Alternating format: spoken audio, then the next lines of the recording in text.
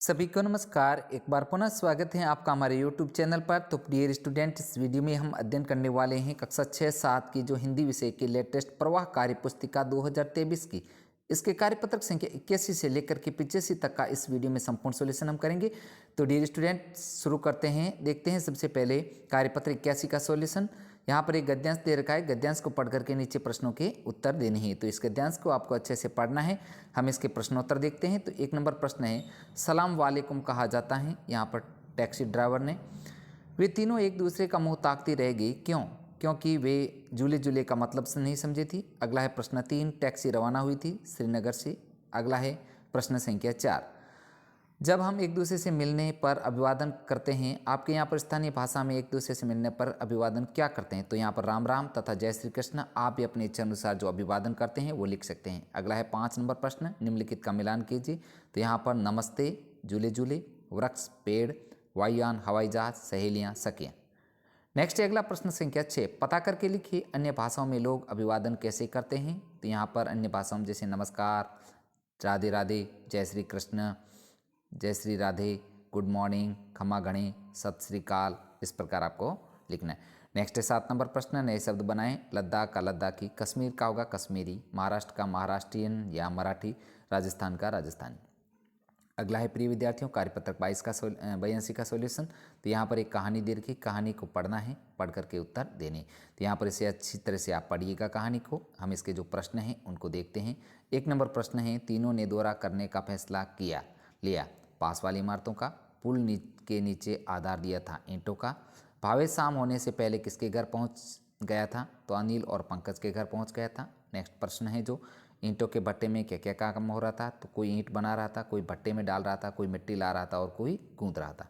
Next अगला 5 number, ईंट बनाने में किन किन चीज़ों का प्रयोग किया गया? तो मिट्टी, पानी, कोयला, बुरादा आदि चीज़ों का प्रयोग किया गया। नेक्स्ट प्रश्न है, दिए गए शब्दों के अर्थ लिखिए। तो यहाँ पर खंडहर का अर्थ है जीर्ण शीर्ण, गूंदना, मिलाना, इमारत, भवन, निर्माण, बनाना। नेक्स्ट प्रश्न है 7 नंबर, मिट्टी से ईंट बनती हैं, इसके अलावा मिट्टी से और क्या क्या वस्तु बनती है, उन्हें सूचीबद्ध कीजिए।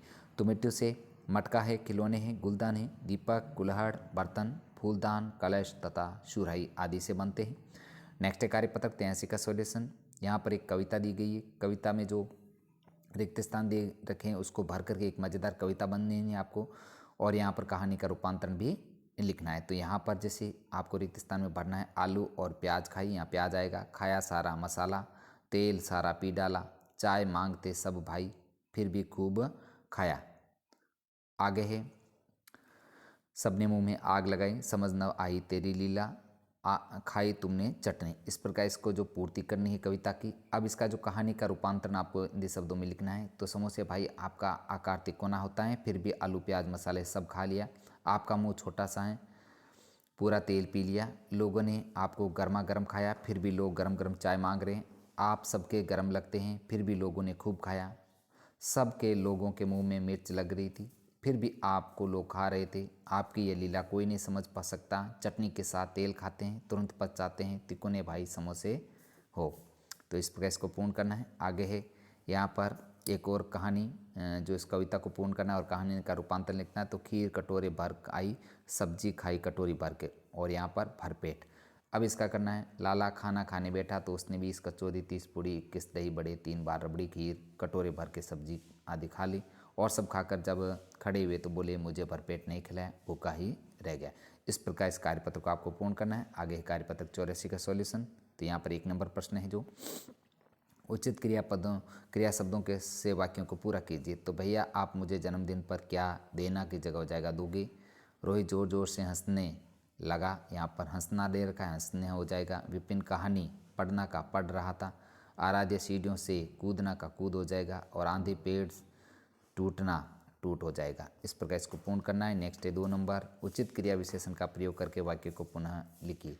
तो यहाँ पर गाय बैठी हैं, तो आपको लिखना है बूढ़ी गाय बैठी है, बच्चा सो रहा है, बच्चा गहरी नींद सो रहा है, मुझे कुल्फ़ी खानी है, मुझे ठंडी कुल्फ़ी खानी है। और अगला है 4 पायस, चपरासी ने घंटी बजाई, तो चपरासी ने ज़ोर से घंटी बजाई। इस प्रकार इसको पूर्ण करना है। आगे है एक वर्ग पहेली दे रखी है। वर्ग पहेली में से इसमें से जो शब्द चुन करके आपको वर्ग पहेली को पूरा करना है। तो यहाँ पर जैसे शब्द बनेंगे, नए शब्द बनेंगे। तो सजाना, जाना, खेलेंगे, गाना, जीतना, गर्जना, सुनाना, बनाएगा तथा निकला और दौड़। अब इसके वाक्य बनाने हैं आपको। हम सब क्रिकेट खेलेंगे, गीता गाना गा रही हैं, मुझे कल जयपुर जाना है, राधा दौड़ रही हैं। इस प्रकार इसको पूर्ण करना है। आगे कार्यपत्रक 85 का सॉल्यूशन। नीचे दिए गए पद्यांश को पढ़कर प्रश्नों के उत्तर दीजिए। तो यहाँ पर एक पद्यांश दे रखा है 4 लाइनों का, इसको आपको पढ़ना है। इसके प्रश्न हम देखते हैं। बादल शब्द का पर्यायवाची है वारिद। सरस में स उपसर्ग लगा है, आप भी स उपसर्ग लगाकर 4 शब्द बनाइए। सफल, सपूत, सपरिवार, सजग। अगला है 3 नंबर, कवि बादलों से क्या क्या करने को कह रहा है। तो धरती को सरस बनाने, रिमझिम राग सुनाने, नाचने और गाने को कह रहा है। नेक्स्ट है आगे 4 नंबर प्रश्न है, कवि ने बादलों को किन किन नामों से पुकारा है। तो आंसर आपको लिखना है जल के भरपूर खजाने, युग युग के जाने पहचाने, कालिदास के मेघदूत, वर्षा के अग्रदूत आदि नामों से पुकारा है। नेक्स्ट है 5 नंबर, इस कविता का उचित शीर्षक लिखिए, बादल होगा। 6 नंबर, रिक्त स्थान की पूर्ति उचित शब्द भरकर कीजिए। तुम जल के भरपूर खजाने, भरपूर आ जाएगा। युग युग से जाने पहचाने, युग युग आ जाएगा। नेक्स्ट है आगे 7 नंबर, कवि कालिदास ने बादलों से संबंधित कौन सी पुस्तक लिखी। उत्तर होगा मेघदूत। आगे है आकलन 15 का सॉल्यूशन। यहाँ पर एक गद्यांश दे रखा है, इस गद्यांश को आपको पढ़ना है, पढ़ करके प्रश्नों के उत्तर देने हैं। तो यहाँ पर इसको अच्छे से पढ़िएगा। इसके हम प्रश्नों को देखते हैं। 1 नंबर प्रश्न है, बच्चा वर्कशॉप पर खेल रहा था, बालक के गिरने पर दोनों आंखों में चोट आई। बालक का नाम लुई ब्रेल था। दृष्टिहीन बालक आज पढ़ रहे हैं ब्रेन लिपि से। 5 नंबर है, ब्रेन लिपि का उपयोग कौन करते हैं और क्यों। तो दृष्टिहीन लोग करते हैं क्योंकि इससे स्पर्श से सीखा जा सकता है। आगे है प्रश्न 6, खेलते समय हमें किन किन बातों का ध्यान रखना चाहिए। तो अपने आसपास कोई नुकीले औजार या वस्तु न हो और नियमों से खेलना।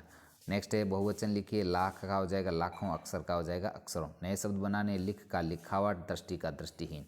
पर्यायवाची लिखना है आपको बादल के, तो जलद और वारिद हो जाएगा, और धरती का भू और भूमि हो जाएगा। नेक्स्ट है 10 नंबर प्रश्न, अपनी पसंद की कोई एक कविता बनानी है आपको। तो यहाँ पर गरम गरम लड्डू सा सूरज, लिपटा बैठा लाली में, सुबह सुबह रख आया कौन, इसे आसमान की थाली में। इस प्रकार इसको कविता बनानी है। तो प्रिय विद्यार्थियों, हमने इस वीडियो में जो आकलन 15 तथा कार्यपत्रक है जो आपके 81 से लेकर के 85 तक का संपूर्ण सॉल्यूशन हमने इस वीडियो के माध्यम से किया है। तो प्लीज़ बच्चों, आपसे रिक्वेस्ट है, वीडियो को लाइक तथा शेयर जरूर कीजिए तथा चैनल पर नए हो तो चैनल को सब्सक्राइब जरूर करना। साथियों, आपको मेरे YouTube चैनल पर कक्षा 6-7 के हिंदी विषय के जो संपूर्ण वीडियो आपको मिल जाएंगे मेरे चैनल पर। आप उनका पूरा अध्ययन चैनल पर जाकर के कर सकते हैं। साथियों, आज का वीडियो इतना ही। मिलते हैं नेक्स्ट नए एक अगले कार्यपत्र के साथ में। वीडियो देखने के लिए आपका पुनः दिल से धन्यवाद।